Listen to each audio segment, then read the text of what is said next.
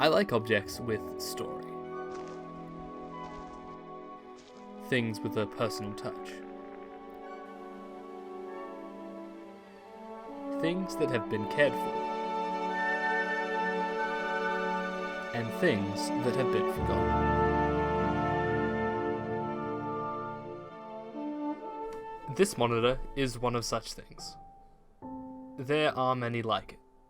Thrown from atop the steep quarry walls. Abandoned. Its story finished. Or maybe not. The monitor was in really bad shape, full of cracks, dirt, and dead lizards. I didn't really have much of it left to restore.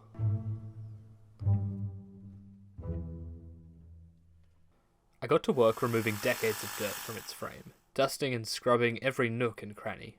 This took time, patience, and a lot of cotton buds. Well, for a bit.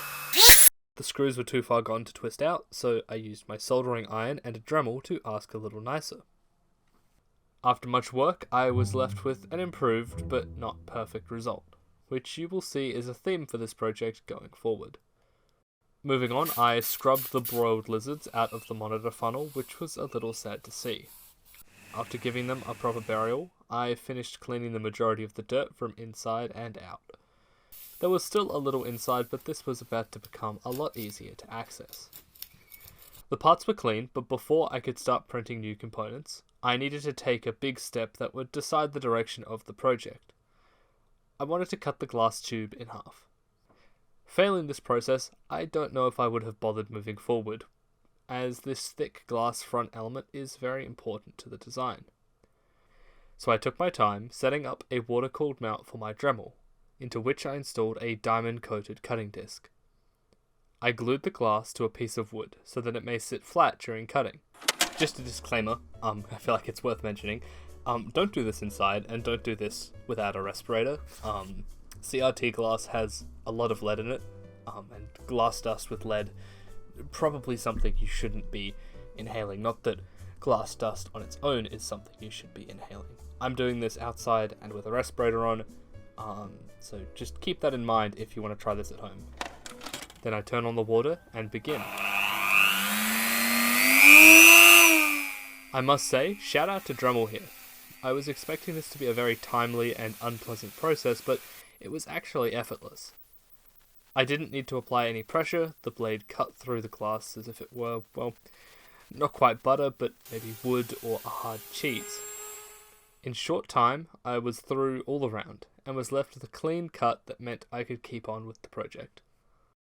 With that out of the way, I got back to modelling parts, and while these printed, I could continue with the face. Using a heat gun, I began repairing the various cracks around the body. This was every bit as satisfying as it looks. I reworked one corner too many times, however, and it warped slightly, so I decided to cool it before I ruined it any more.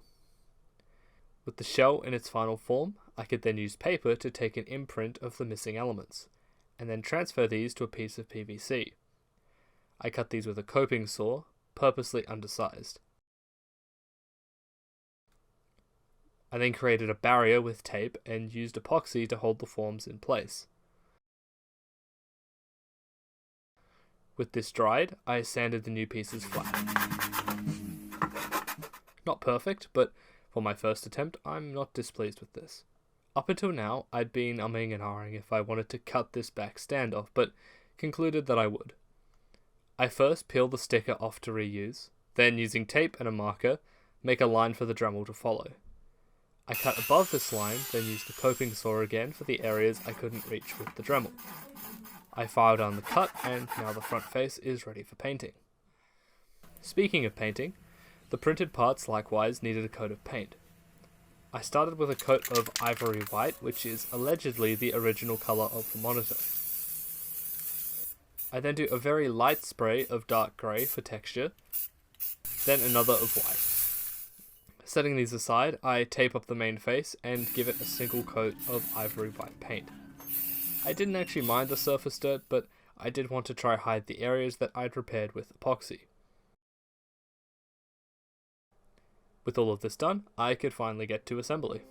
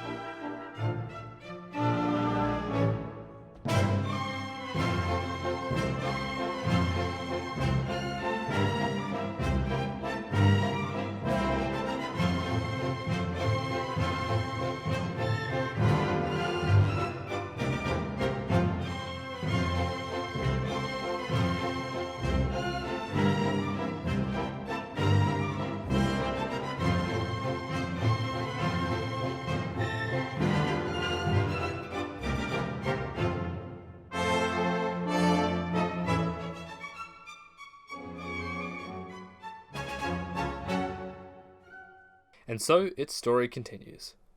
I can't actually display an image on it yet, I need to buy an adapter first. It's not perfect, but far improved, and I would say not bad looking at all.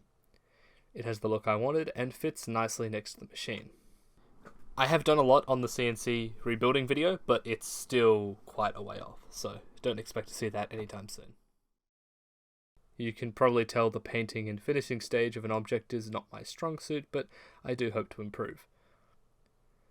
I will probably release the files for it in the future since I ended up modelling the whole thing, but I'll need to choose a easy DIY screen that somebody else could buy since what I used isn't really practical. If you got this far, thanks for watching. I hope you enjoyed the video. Get out of here. Okay, so walking through this forest, I found this old, really small IBM CRT, which I think is the perfect size for a project I'm working on. It's seen better days, that's for sure. What do you think my chances of restoring this are? 50-50. 50-50? What about you, Austin? What do you think? You need to remonitor the monitor with a monitor. Yeah. Lots of interesting opinions. You just need to Okay, for the sake of the title, could you say that it's impossible and I won't be able to do it? There is no shot. There is no Absolutely shot. no shot. Probably impossible. So it's I'm a paid impossible. actor. It's not Paid possible. actor. It's not possible. Just say specifically, it is not possible to fix that, you cannot do it. It is not possible to fix that. You cannot do it, Chris. I don't believe in you. Excellent. Okay, cool.